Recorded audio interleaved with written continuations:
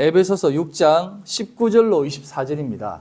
에베소서 6장 19절로 24절 우리 한 목소리로 합독하도록 하겠습니다. 시작. 또 나를 위하여 구할 것은 내게 말씀을 주사 나로 입을 벌려 복음의 비밀을 담대히 알리게 하옵소서 할 것이니 이를 위하여 내가 쇠사슬에 쌓인 된 것은 나로 이 일에 당연히 할 말을 담대히 하게 하려 하심이라. 나의 사정 곧 내가 무엇을 하는지 너희에게도 알리려 하노니 사랑을 받는 형제여 주 안에서 진실한 일꾼인 두기고가 모든 일을 너희에게 알리리라. 우리 사정을 알리고 또 너희 마음을 위로하기 위하여 내가 특별히 그를 너희에게로 보내었노라. 아버지 하나님과 주 예수 그리스도께로부터 평안과 믿음을 겸한 사랑이 형제들에게 있을지어다. 우리 주 예수 그리스도를 변함없이 사랑하는 모든 자에게 은혜가 있을지어다. 아멘. 아멘. 이번 주를 마지막으로 에베소서를 이렇게 정리 좀 하려고 합니다. 사실 그 에베소서만을 이렇게 강의하면 길게 할 필요는 없어요. 그냥 왜냐하면 정해진 결론이 있거든요. 그래서 에베소 교인들이 잘못된 그 신앙에 대해서 얘기를 하고 우리는 이렇게 살지 말자. 그리고 바른 부분으로 걸어가자. 라고 하는 그 방향성을 제시하면 되는데 제가 이제 그동안 이제 에베소서를 강의하면서 느꼈던 게 뭐냐면 우리가 이제 가장 기본적으로 알고 있던 신앙생활의 어떤 기본적인 방향이라든지 틀이 더 많이 설명되어져야 된다는 것을 느꼈어요. 그러니까 이제 그냥 이건 이겁니다라고 하면은 예 하면 되는데 그거였어요? 하고 하는 의문이 많이 생기더라고요. 그러다 보니까 에베소서를 강의하면서 그런 부분들을 조금씩 다루려고 했는데, 그러니까 바른 신앙이라는 것이 무엇인가를 좀 다루려고 했는데, 다루다 보니까 이제 시간은 많이 길어졌지만 잘 전달이 되지 못했다라는 생각이 들더라고요. 그래서 제가 이제 이 에베소서를 다 하고 나서 다음 주는 이제 우리가 부활주일로 지키거든요. 그러니까 부활주일 설교를 하고 그 다음 주부터 이제 이렇게 말씀을 좀 전하려고 합니다. 성경의 핵심 원리에 대한 것을 이렇게 좀 가르치려고 그래요. 원리는 그냥 원리지만 그 원이라고 생각하시면 됩니다. 그러니까 우리가 이 세상을 잘 굴러가야 되잖아요. 이렇게 세상을 잘 굴러가야 되니까 그 잘 굴러가기 위한 이 틀이 있어야 되잖아요. 둘레가. 그게 있으려면 핵심이 있어야 되고 핵심 가운데 이제 이렇게 그 뼈대가 있어야 되고 그래서 이제 그 원리는 원이라고 하는 개념으로 여러분들에게 좀 설명을 드리려고 그래요. 아무튼 그래서 우리 성도들이 신앙생활을 하면서 좀 이런 부분들을 잘 이렇게 깨달아 갔으면 좋겠다라는 마음으로 좀 전하려고 합니다. 사실 우리가 신앙생활을 한 10년, 20년, 30년, 심지어 모태신앙을 이렇게 해도 잘 모르잖아요. 맞죠? 교회에서 하는 성경 공부는 대부분 늘 이렇게 초급으로 돌아가요. 그러니까 교리 공부를 하는 것도 보면은 소요리 문답 이런 걸 공부하거든요. 이게 소요리 문답은 사실상 초등학생들이 공부하던 거였어요. 초등학생들이. 그러니까 어린아이들이 공부하던 거였고. 그 다음에 성경 공부하면은 어성경이라든지 이런 걸 하잖아요. 통성경 이런 것들은 다 잘 보면은 그냥 성경의 역사를 배우는 거예요. 이런 틀이 있다, 역사가 있다 이렇게 얘기하면서 배우니까 잘 몰라요. 그냥 이스라엘 역사만 좀 알고 예수님이 이런 일을 했다라는 것 정도로만 알지 사도 바울이 어떤 사람이고 베드로가 어떤 사람이다라는 것만 알지 정말 그 성경이 말하고자 하는 핵심은 너무 모르는 것 같아요. 사실 우리가 신앙생활 하면서 생명이 걸린 문제잖아요. 네. 우리가 이것을 잘못 가지게 되고 배우게 되면 끝나는 거잖아요. 안 그래요? 평생 신앙생활 하다가 감히 이런 말 하면 좀 그렇겠지만 지옥 갈 수도 있어요. 네. 바리새인들이나 서기관들이 그렇게 하나님을 끝까지 끊임없이 그렇게 잘 섬겼지만 너희들은 이제 바깥 어두운 데에 가서 이를 갈미 있을 것이다라고 하잖아요. 그러니까 이건 사실 굉장히 진중한 거거든요. 그런데 우리는 많은 기독교인들은 그냥 어디가 좋은 교회야? 어디 가면 좀 교회답지? 뭐 이렇게 하면서 막 교회를 막 그렇게 정하는 것 같아요. 그러다 보니까 무슨 깊이가 있겠냐 이 말이죠. 네. 아이들 같은 거예요. 아이들 어떻습니까? 저 교회에 야, 잘생긴 오빠가 있다더라 하면서 막 가고, 저 교회에 어떤 예쁜 여자애가 있다더라 가고, 저 교회에 뭐 이렇게 재밌는 프로그램 있다더라 가고, 저 교회는 어디 뭐 여행도 많이 다닌다더라 또 가고 막 그러는 거예요. 그러면 사실 우리는 모양만 조금 다르지, 어른들도 늘 그러잖아요. 어른들도 이 교회는 이런 프로그램이 있지 하면서 가는 거예요. 그거는 정말 어리석은 것이다. 어리석다라기보다는 너무 유치하잖아요. 유아적인 거잖아요. 그런 것들은 우리가 지향하고, 우리가 정말 지향해야 될 것은 하나님의 말씀이다라고 생각되어집니다. 그래서 오늘 사도 바울이 이렇게 이 본문을 가지고 말씀하고 있는 겁니다. 에베소서 6장 19절, 또 나를 위하여 구할 것은 내게 말씀을 주사 나로 입을 열어 복음의 비밀을 담대히 알리게 하옵소서 할 것이니 라고 합니다. 이게 이제 원어적으로 조금 보면은 어떤 의미가 있냐면, 내가 입을 열 때마다 하나님의 복음만, 하나님의 복음의 비밀만 좀 전하게 해달라라는 뜻이에요. 저는 이제 이 본문을 볼 때 처음에는 좀 쉽게 생각했습니다. 자, 요즘 이 부분이 얼마나 무서운가를 깨달았는데, 제가 처음에 이 본문을 볼 때 그냥 그래 여러분 목사를 위해 기도해 주십시오. 제가 복음을 잘 전할 수 있게 입술에 이렇게 두남이 없이 복음을 잘 전할 수 있게, 잘 말할 수 있게 기도해 주십시오. 뭐 이렇게 우리가 늘 들어왔고 저도 그렇게 생각했었어요. 근데 사도 바울이 왜 이런 기도를 우리에게 구했을까? 왜 성도들에게 이 기도를 구했을까? 왜 입을 열 때마다 복음의 비밀만을 전하게 해달라고 기도를 구했을까라는 생각이 들더라고요.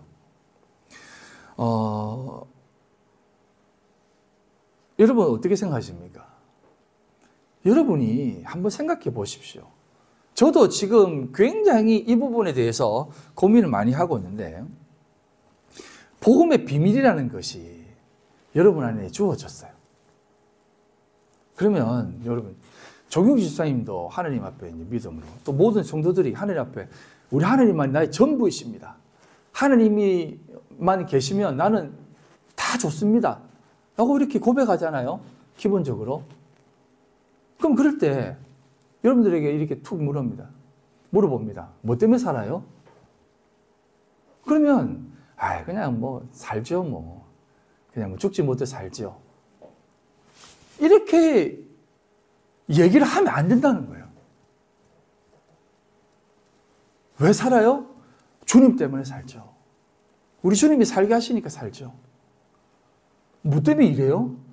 우리 하나님이 나에게 일을 하게 하기 때문에 하는 거죠.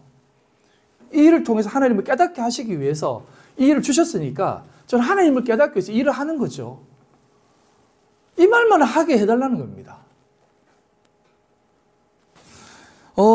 제가 이제 이 사도 바울이 복음의 비밀이라고 말했잖아요. 복음의 비밀.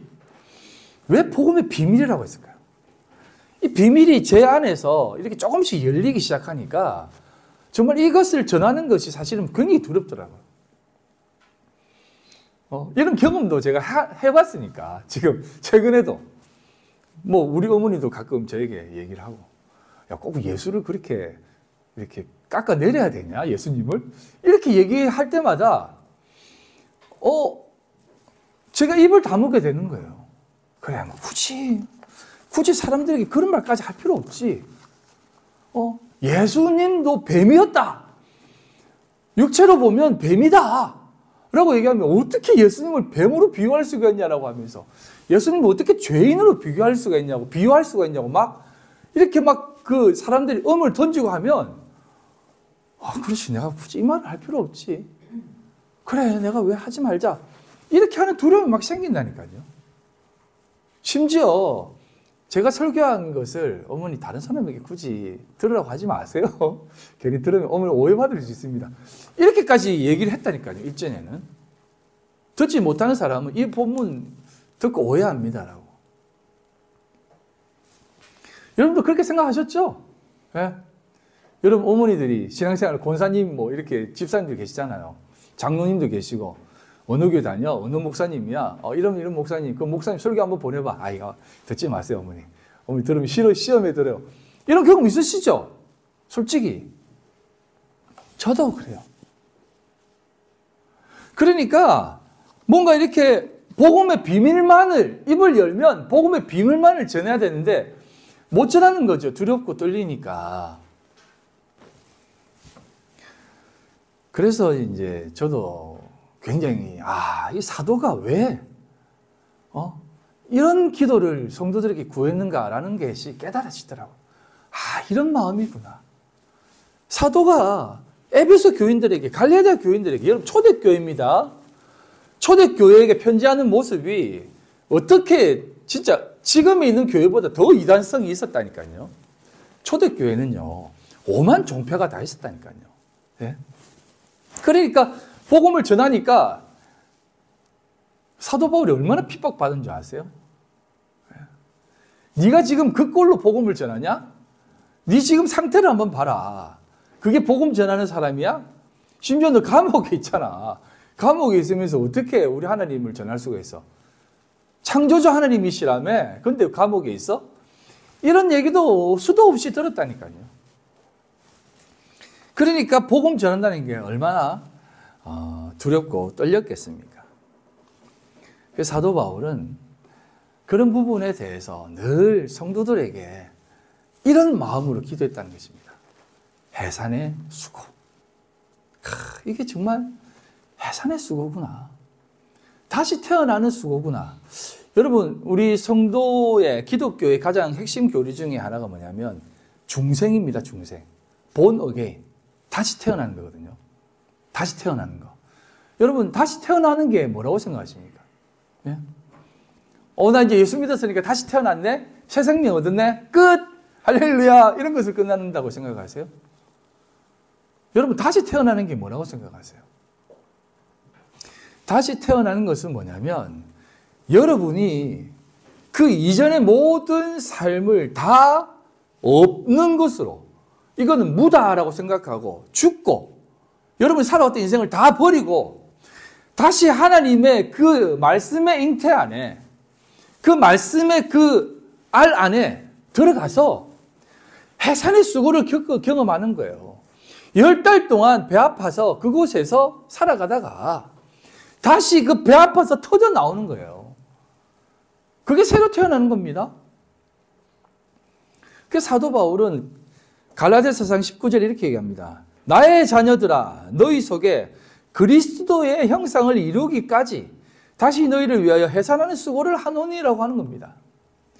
그리스도의 형상을 이루기까지 내가 다시 너희를 위해서 해산의 수고를, 너희들을 지금 내 몸속에 품어서 지금 내가 해산의 수고를 하고 있는 거예요. 몇 달 동안? 10달 동안. 여러분을 뱃속에 담고 있는 겁니다. 그럼 여러분들이 그 뱃속에 들어와서 그 사실은 어두운 것 같은 그곳에서 여러분들이 있는 거예요. 거기에서 딱 깨어나가지고 완전히 새롭게 되는 거 아닙니까?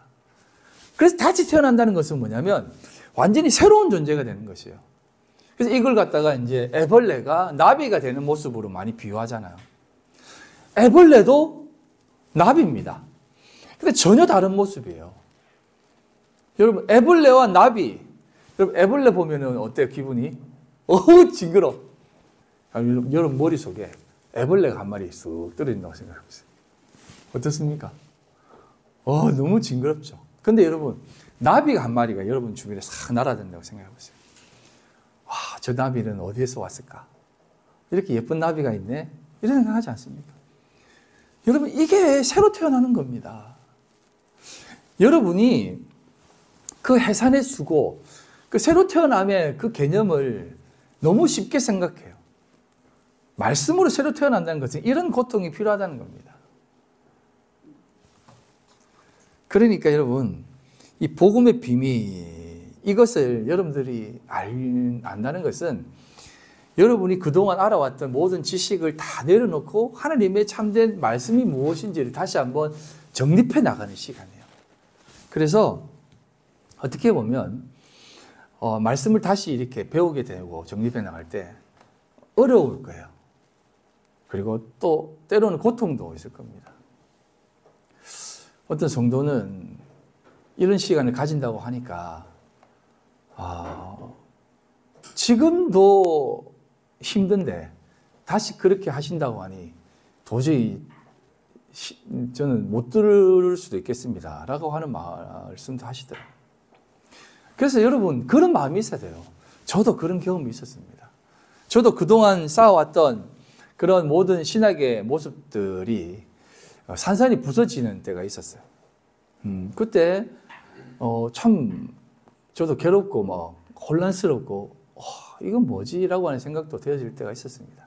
하지만 다시 한번 하나님의 말씀이 정리되어지니까 참된 자유가 느껴지더라고요. 우리가 그런 부분으로 복음의 비밀을 담대히 전하고 또 듣고, 여러분도 그렇게 되기를 소망합니다. 사도가 그것을 여러분들에게 구하는 거예요. 그리고 여러분들도 그 모습으로 구하며 사시길 바랍니다. 복음의 비밀만을 입을 열었을 때마다 전할 수 있게. 그래서 사도는 조금씩 깨달아가며 우리의 삶의 믿음으로 나아가는 방향에 대해서 알려주는 것입니다. 오늘 불렀던 찬양 중에 깊어진 삶을 주께라고 하는 찬양을 불렀잖아요. 거기 보면 이런 가사가 있잖아요. 매일 마주한 슬픔을 견뎌나가며 주 예수의 마음을 닮아가네. 두려운 걸음마다 주와 동행하니 주 의지하며 오늘을 걷네. 주의 신실한 소망을 깊이 담으며 주 예수의 풍요를 채워가네.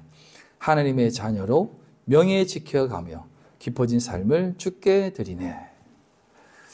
여러분, 깊어진 삶이라는 것은요, 여러분이 이제 어린아이가 아니라 장성한 분량에 이르는 모습을 얘기하는 겁니다. 근데 장성한 분량은 그냥 유치원 다니는 걸음이 아니에요. 엄마 아빠가 모든 것을 다 채워주는 게 아니에요. 매일 마주한 슬픔을 견뎌내는 자리가 될 수도 있습니다. 그럼 매일 마주한 슬픔에 대한 이게 여러분 느껴져요? 삶을 살아가면서 매주 슬픔이 있다는 거예요. 근데 이걸 견뎌나가야 된다는 거죠. 근데 이게 주 예수의 마음을 닮아가는 거라고 하죠. 두려운 걸음마다 주와 동행하니, 걸음걸음이 한 걸음 내딛는 게 두렵다는 거죠. 하지만 그 두려움 가운데에서 주님과 동행하며 주 의지하며 오늘을 걷는다는 것입니다. 주의 신실한 소망을 깊이 담으며 주 예수의 풍요를 채워가는 것이죠. 참 말이 안 되는 조합이죠. 슬픔 가운데 주 예수의 풍요를 채워간다는 게 말이 됩니까? 하지만 이게 깊어진 삶으로 주님께 드리는 삶이다라는 겁니다. 여러분, 그 깊어진 삶을 살아가시기 바랍니다. 에베소서 6장 20절을 한번 다 같이 한번 읽어볼까요? 에베소서 6장 20절 시작. 이 일을 위하여 내가 쇠사슬에 매인 사신이 된 것은 나로 이 일에 당연히 할 말을 담대히 하게 하려 하심이라. 라고 합니다. 사도는 이 복음의 비밀을 전하는 그 일을 위하여 쇠사슬에 매인 사신이 된 것이라고 얘기합니다. 사신이라고 하는 것은 무슨 말이냐면 프레스뷰어인데요. 이건 쇠사슬의 메인 대표. 수많은 사람들이 이러한 삶을, 착고의 메인 삶을 살아가는데 내가 그 대표다라는 겁니다. 여러분, 예수 그리스도를 믿는 사람을 대표하는 사람 하면 어떤 사람을 얘기하고 싶습니까? 우리가 그동안 배워왔던 록펠러 이런 사람 아닙니까? 11조의 비밀을 안 사람 록펠러, 억만장자 록펠러, 아니면 믿음의 사람들, 어떤 이렇게 위대한 목사님, 이렇게 하지 않습니까? 그런데 사도는 지금 뭐라고 하냐면 쇠사슬의 메인 이 사람들 중에 내가 대표다라고 하는 거예요. 여러분 쇠사슬에 매여 있으면서 지가 복음을 전한다는 거죠. 야, 네 꼬라지 알아라 라고 하고 있는 수많은 그 사람들 앞에 사도는 이렇게 담대히 얘기하는 것입니다. 우리나라 그 기독교의 역사를 보면 이 사도의 삶과 사도행전의 삶이 그대로 담겨져 있어요. 사도행전을 읽어보셨습니까? 읽어보셨죠? 사도행전을 딱 보면 1장부터 쭉 이렇게 읽어보면 1장, 2장, 3장, 4장, 5장, 6장, 7장, 8장은 대부흥인을 합니다. 사도들이 막 역사를 하고 심지어 죽었던 사람들도 살려냅니다. 예. 그러면 막 주변의 사람들이 막 수많은 사람들이 믿어요. 12사도들이 복음을 전하면 막 믿는다니까요. 근데 어느 날 갑자기 12사도가 사도행전에서 쑥 사라집니다. 그리고 누가 등장하냐면 7집사가 등장을 해요. 이게 이제 숫자에 나와 있는 비밀이거든요. 12이 뭡니까? 아들이잖아요. 7은 뭡니까? 7은 완전수지만 이건 7은 죽어서 종말로서 완전해지는 개념이죠. 그게 안식의 개념이다라고 말씀을 드렸죠. 그래서 여러분 12지파가 나타나 12아들이 나타나 복음을 전하면서 흥왕에다가 아들이 어떤 모습으로 확인되어지냐? 칠로 확인되어지는 것이요. 그래서 7집사가 스데반이 순교를 당하는 겁니다. 복음 잘 전하다가 돌에 맞아 죽어요. 스데반은 나와서 복음 한번 딱 말씀 전하고 돌 맞아 죽는다니까요. 7집사들도 다 그렇게 사라집니다. 그리고 누가 툭 튀어나오냐면 팔로서 등장하는 사람이 있습니다. 그 사람이 바로 바울이에요. 그래서 기독교에 정립을 한 사람이 사도 바울이라고 하는 겁니다. 이 사람의 얘기가 계속 사도행전의 뒤에 나오는 거예요. 한국 기독교 역사도 마찬가지입니다. 한국 기독교가 이곳에 딱 들어왔을 때 어떤 복음이 전해집니까? 예수천당 불신지역이죠. 예수천당 불신지역. 왜 이렇게 전했는지 아세요? 그 당시 한국 사람들은 천당이라는 개념은 머릿속에 가득했거든요. 극락, 왕생 알지 않습니까? 그러니까 죽어서 어떤 천당 가고 싶은 그 막연한 소망이 있었어요. 그래서 예수 천당 하니까 예수 믿으면 천당 가는구나. 그것도 사실 불교에서 말하는 천당은 공양미 300석이라도 바쳐야 되거든요. 그러니까 좀 쉽지 않았습니다. 천당 극락 간다는 게. 근데 예수만 믿으면 천당 간다니까 사람들이 다 예수를 믿었어요. 그래서 예수만 믿으면 천당 간다고? 예수 천당 불신지역 하다 보니까 많은 사람들이 예수 믿으려고 천당 가려고 모여들었던 것이에요. 근데 전하다 보니까 어떤 생각이 듭니까? 죽어서 가는 나라니까 살면서 또 천당을 좀 누려야 되는데 복을 받아야 되는데 어떻게 하지? 하다 보니까 미국에 있는 번영신학을 들여온 거예요. 복. 예수 믿으면 복 받는다. 미국이 저렇게 번영된 것은 예수를 믿었기 때문에 부자 되었다. 봐봐라, 예수 믿는 나라들은 다 부자 되고 예수 안 믿는 나라들은 다 망하지 않았느냐? 그러면서 이제 번영신학이 되어서 사람들이 막 예수를 믿으면 복 받는다고 해가지고 막 사람들이 막 모여들기 시작했어요. 그래서 90년대, 2000년대 초반까지 목사님들이 교회를 개척하면 가장 먼저 시급하게 하고 싶은 게 무엇입니까? 교회 건축이었어요. 우리 열심히 교회 성장시켜서 멋진 교회 예배당 만들자. 그래서 우리 흩어짐을 면하자. 막 해가지고 예배당을 지은 거예요. 그래서 지금도 한국에는 교회가 그렇게 많고 예배당도 그렇게 많은 거예요. 물론 지금도 교회 이렇게 상가교회 하면서 상가교회 하는 사람들의 모든 목표가 뭐냐면 이 상가교회를 벗어나게 해달라고.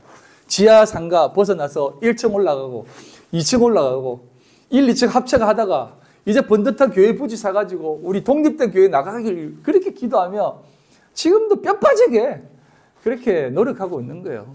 모든 교회들이, 대부분의 교회들이. 그렇게 해오고 있는 겁니다. 그래서 여러분, 교회의 흐름은 그렇게 해왔어요. 근데 이게 제가 나쁘다고 말한 거 아닙니다.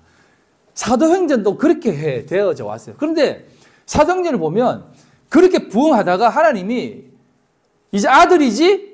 아들 되었지? 7으로 다 죽어! 이렇게 했다니까요.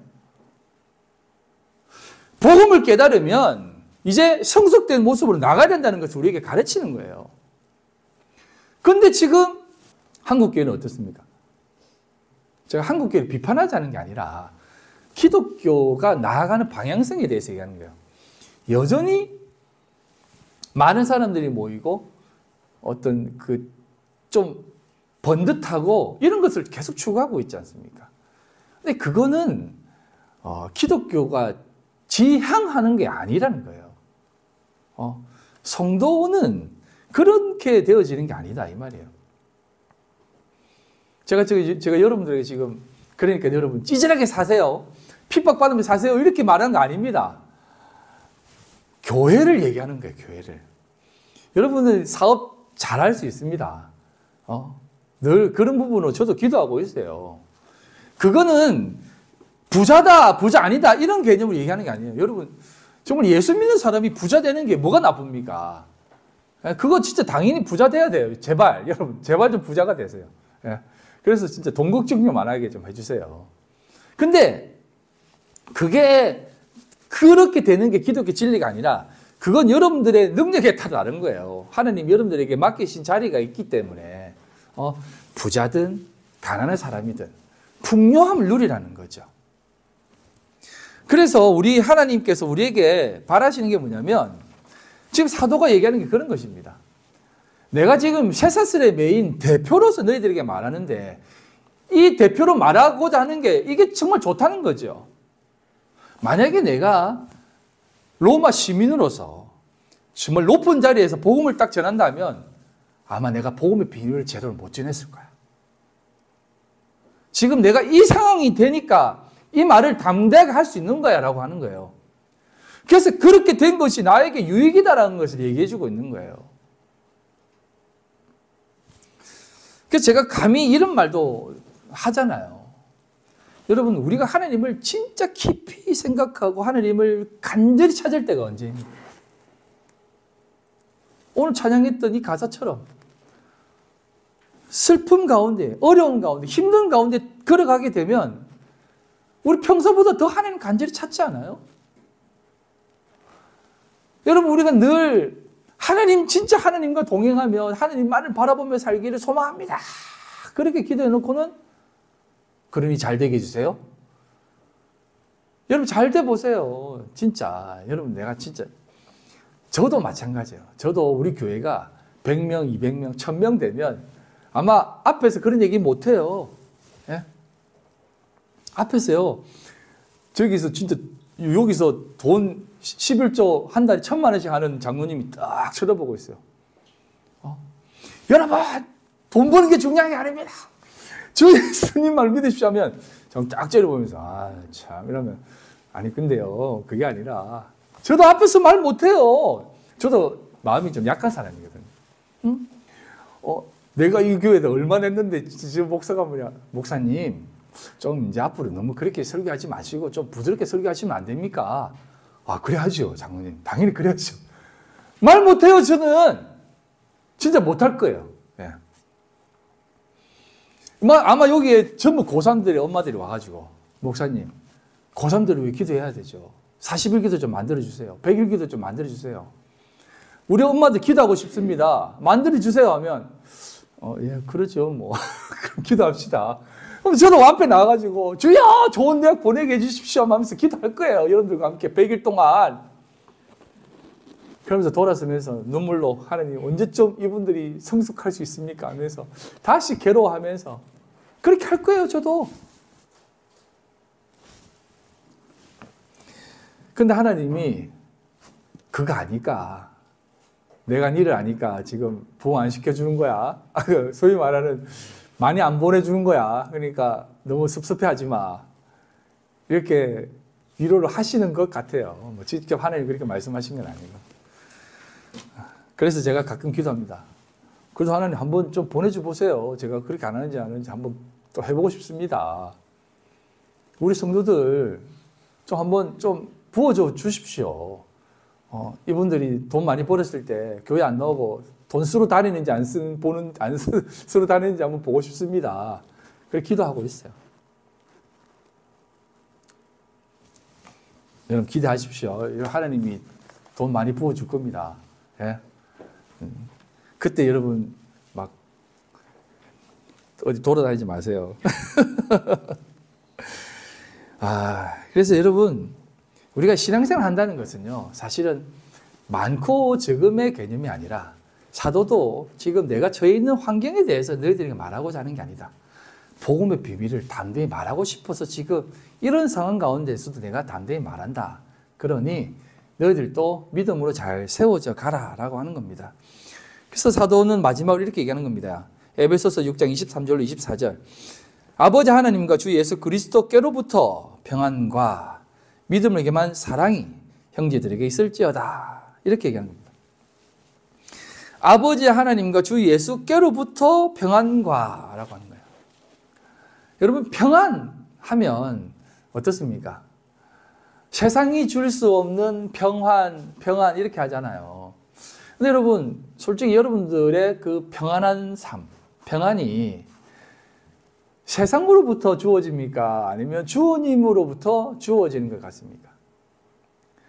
주님이 여러분들에게 함께 있다고 해서 평안합니까? 아니면 여러분들 가운데 남편이 건강하고 돈도 좀 있고 남들보다 좀 번듯하게 살고 남들보다 좀 잘 먹고 살면은 평안합니까? 여러분의 평안이 언제 많이 빼앗깁니까? 사업이 좀 안 되고 자식들이 공부를 갑자기 잘하다가 성적이 뚝뚝뚝뚝 떨어지고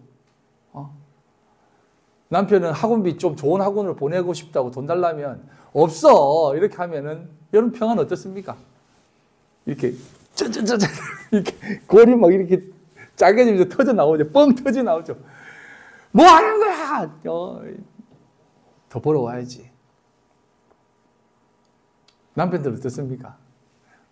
남편 여러분들의 평안은 언제 깨집니까? 관세 폭탄 맞아가지고 평안 짜게지죠 지금. 예? 여러분들이 속해 있는 어떤 사람들이 막 여러분들이 하면 어떻습니까? 막 평안이 막 쪼개지죠. 맞습니다. 저도 그래요. 혹자가 이래 물어보시더라고 저한테. 그럼 목사님은 뭐 늘 평안합니까? 늘 그렇게 평안하고 주님과 함께 동행하면서 주님이 주신 평안 누리며 사세요? 제가 뭘 했겠습니까? 아니에요. 저도 얼마나 열받고 한다고요. 근데요, 여러분, 그래서 사도 바울이 이렇게 얘기합니다. 그런 평안으로는 평안할 수 없다. 아버지 하나님과 주 예수 그리스도께로부터 온 그 평안이 너희들에게 있기를 소망한다. 너희들에게 있기를 소망한다는 것입니다. 그리고 그 평안은 이렇게 얘기하는 겁니다. 믿음을 겸한 사랑이라고 얘기해요. 믿음과 사랑, 평안, 믿음, 사랑. 여러분, 믿음이라는 게 뭡니까? 제가 이 부분도 나중에 다룰 텐데, 믿음 하면은 여러분 어떻습니까? 우리가요, 믿음 하면 꼭 신념처럼 생각할 때가 있어요. 우리가 볼 때 믿음이 좋은 사람처럼 보이는 사람 있잖아요. 그리고 이 사람이 믿음이 없어 보이잖아요. 근데 그거요, 여러분, 잘 보셔야 돼요. 그거 성향이에요. 어떤 사람은 나는 믿음이 좋다! 이렇게 하는 사람이 있어요. 우리의 아들처럼 그렇게 우리도 주와 함께 죽으러 가자! 했던 제자들도 있고, 베드로처럼 내가 죽을지언정 주님 죽게 하지 않겠습니다! 라고 배째를 하는 사람도 있었고요. 그런 사람들도 있었어요. 근데 그건 믿음이 좋다라고 말하지 않아요. 주님이 뭐라고 합니까? 너 입 다물고 빨리 꺼져라고 이렇게 했다니까요. 그거 믿음 아니야 라고 했다니까요. 믿음이라는 것은 우리의 결단이나 신념을 가지고 믿음이 있다고 얘기하지 않아요. 믿음이라고 하는 것은 그런 것이 아니라 믿음을 겸한 사랑이라고 하는 겁니다. 믿음과 사랑은 늘 함께 가는 거예요.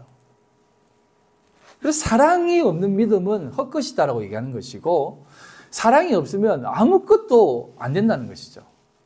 그래서 사랑을 얘기할 때 가장 먼저 그 비유하는 게 뭡니까? 사랑은 우리가 잘 아는 고린도전서 13장에 나와 있는 사랑은 오래 참고라고 하는 겁니다. 사랑은 온유하며라고 하는 거예요. 그래서 믿음이 있다라고 하면 여러분 사실 믿음이 좋다라고 하는 사람들 한번 보세요. 그 사람들 가까이 하고 싶어요? 네. 믿음이 좋은 사람들과 친하게 지내고 싶은 사람 한번 손들어 보세요. 사실 여러분, 믿음이 좋은 사람하고 그렇게 석 친하게 지내고 싶은 마음이 들지 않아요. 그냥 안 가까이 가고 싶어요. 왜냐하면 뭐 이렇게 꽉 막힌 사람처럼 보이지 않습니까? 믿음이 좋다는 것은 오래 참고 온유하며 자기 유익을 굳이 않는 모습을 가진 그 사랑이 있어야 된다 이 말입니다. 그래서 여러분, 우리 주님이 우리에게 말씀하신 그 평안, 그것은 믿음으로 되어지는 것이고 믿음으로 되어지는 것은 사랑이 함께하는 것이다라는 것이죠. 그래서 여러분, 평안, 믿음, 사랑은 다 하나님이 우리에게 주시는 가장 귀하고 복된 선물이다 이 말입니다. 그래서 히브리서 11장 한번 보겠습니다. 히브리서 11장 1절로 3절. 믿음은 바라는 것들의 실상이요 보이지 않는 것들의 증거다라고 하죠. 믿음은 바라는 것들의 실상이고 보이지 않는 것들의 증거라고 해요. 보이지 않는 것이 어떻게 증거됩니까? 그래서 여러분, 평안이라든지 믿음이라든지 사랑은 보이지 않는 것이에요, 사실. 그런데 이게 보인다라는 것은 뭡니까? 여러분 안에 이것이 발현되어진다는 것이에요. 여러분들을 가리켜서 빛이다, 소금이다라고 얘기하는 거예요. 물론 이것은 빛과 소금은 여러분들 가운데 있는 하나님의 언약이 발현되어지는 것이죠. 그래서 선진들이 이로써 증거를 얻었다고 합니다. 믿음의 선배들이 이로써 증거를 얻었다는 것이에요. 믿음으로 모든 세계가 하나님의 말씀으로 지어진 줄을 우리가 아나니 보이는 것은 나타나는 것으로 말미암아 된 것이 아니다라고 하는 것이죠. 여기서 보이는 것은 무엇입니까? 단순히 우리가 믿음을 지키는 사람들을 통해서 나타나는 것이 아니라 하나님이 보이지 않는 것들로 우리에게 던져주는 것이죠. 이건 나중에 이제 계속해서 공부하면서 확인시켜 나가는데, 그래서 모든 세계가 하나님의 말씀으로 지어졌다라고 하는 것은 뭐냐면 이게 비밀로 감추어졌다는 것이에요. 비밀로 감추어진 것이 우리 속에 나타난다는 것이에요. 무슨 얘기 하시려고 목사님 저러시지 하고 얘기하는데, 제가 이제 좀 까는 겁니다. 그래서 여러분, 믿음의 선배들이 걸어왔던 걸음을 한번 잘 보시면 아담, 아벨, 노아, 아브라함, 이삭, 야곱, 다 그들이 쫓아왔던 게 뭐냐면 그냥 보이지 않는 하나님의 그 음성을 쫓아왔던 거예요. 근데 그 음성, 그 보이지 않는 음성은 뭐냐면 하나님이 그를 그렇게 끝까지 이끌어가는데 믿음으로라고 하는 것으로 늘 붙어 있는 거예요. 그러니까 믿음이 우리를 이끌어간다는 개념이에요. 여러분, 제가 이제 말씀을 오늘 결론을 내리면 왜 사랑은 오래 참고 온유하며 시기하지 않으며 자랑하지 않으며 고민하지 않는다라고 말하는 거냐면 사랑, 교만, 온유, 겸손 이것은요 다 나로부터 시작되어질 때 나타나는 거죠. 맞죠? 내가 잘하면은 그렇게 되는 것이에요. 그러니까 이게 교만, 자랑 이것은요 나로부터 시작되기 때문에 그런 거예요. 근데 믿음은 그런 것이 아니라는 거죠. 사랑은 그런 것이 아니라는 거죠.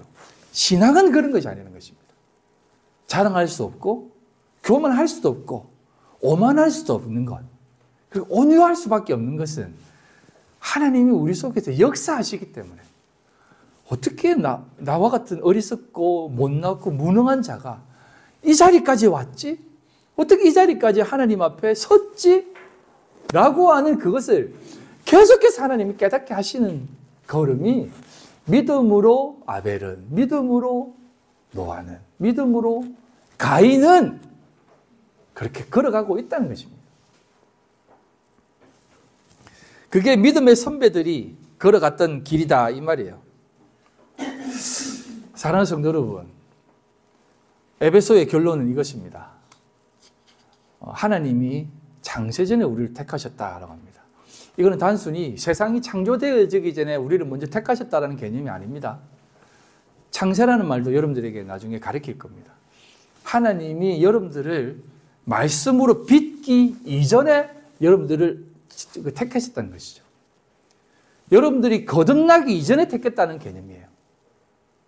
그래 여러분, 여러분들이 지금 걸어가고 있는 것은 하나님이 여러분들을 이끌고 가시고 있다는 것을 꼭 기억하십시오. 지금 나와 동행하시고 계신가? 하나님 뭐 하시고 계신가? 생각하지 마세요. 하나님이 지금 여러분들을 올곧이 이끌어가고 있습니다. 그렇게 이끌어가시면서 여러분들 지키십니다. 아멘? 이걸 여러분 꼭 붙잡고 나가십시오. 그게 믿음이고 그게 사랑이고 그게 신앙입니다. 저도 그렇게 살아가고 있습니다. 그게 지옥의 백신을 맞고 있는 겁니다. 지옥의 백신을 계속 맞다 보면 이제 더 이상 지옥이 아니에요. 그러면 지옥이 아니면 뭐가 되겠습니까? 말하기 좀 그렇습니까? 천국이에요. 여러분, 이 땅 가운데 현실 천국이 여러분 앞에 펼쳐지지 않으면 계속 지옥을 사는 겁니다. 여러분 지금 감히 말씀드리지만 천국을 살고 있습니다. 여러분들과 함께하는 이 순간이 천국입니다. 호흡으로 살아가는 이 숨이 붙어 있는 삶이 천국의 삶이에요. 언젠가 이 호흡이 끝나고 우리가 변화되는 그때가 되었을 때도 하나님이 천국을 더 만끽하게 해줄 것입니다. 그러나 그때의 천국은 지금의 현실 천국에서 경험되지 못하면 그때의 천국도 여러분 천국이 아닐 수 있어요? 아시겠습니까?